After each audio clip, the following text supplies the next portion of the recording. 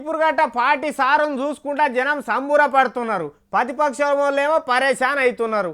ఇన్నేళ్ల దేశ చరిత్రలో ఎన్నేళ్ళు నడిచింది అరాచకం. అడ్డదుపు లేకుండా ఈ పార్టీోడు కాకపోతే ఆ పార్టీోడు, ఆ పార్టీోడు కాకపోతే ఈ పార్టీోడు, ఎవ్వరికి ఏది దొరికితే అది చేసుకుంటా పోయినరు. పాపం ఎక్కువ రోజులు ఉండదని పెద్దలు ఎప్పుడో చెప్పిండ్రు, కానీ ఢిల్లీలో మాత్రం నిన్నీయాల నిజమవుతున్నది.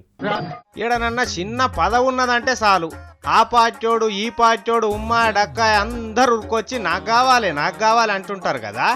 మరి ఢిల్లీ ముఖ్యమంత్రి పోస్టు ఖాళీగా ఉన్నది, దయచేసి రాన్రి కూసోన్రి అని అక్కడ లెఫ్టినెంట్ గవర్నర్ బతిలాడుతున్నా ఒక్కరు కూడా ముంగటికి వస్తలేరు. పువ్వు గుర్తోళ్ళకు 32 మంది ఎమ్మెల్యేలుంటే ఇంకా 4 తక్కువ ఉన్నారు కాబట్టి మాతోని కాదంటున్నారు. ఇంకో దిక్కు ఆమ్ ఆద్మీని పిలిస్తే కేజ్రీవాల్ కూడా అదే మాట అంటున్నాడట. కాంగ్రెస్ వాళ్ళు మద్దతు ఇస్తామన్నా చీపురుగట్టని చేతితోని పట్టుకోమంటున్నాడు కేజ్రీవాల్ సారు. పువ్వు గుర్తోళ్ళు ప్రతిపక్షంలో కూర్చుంటామంటున్నారు, కేజ్రీవాల్ కూడా ప్రతిపక్షంలోనే కూర్చుంటామంటున్నాడు. ఢిల్లీలో ముఖ్యమంత్రి పోస్టు కంటే ఎక్కువ ప్రతిపక్షం పోస్టుకే పోటీ పెరిగింది.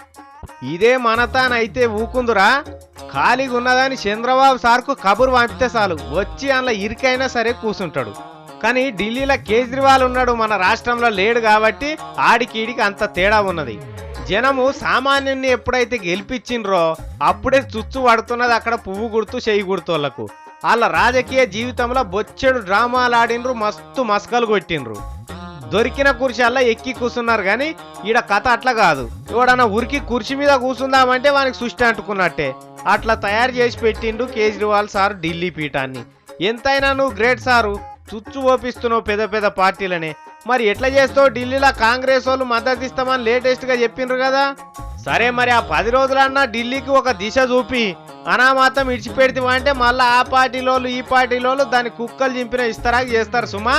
జర ఆయనతో అయిపోయేదాకా ఇసారతో నుండు సారు.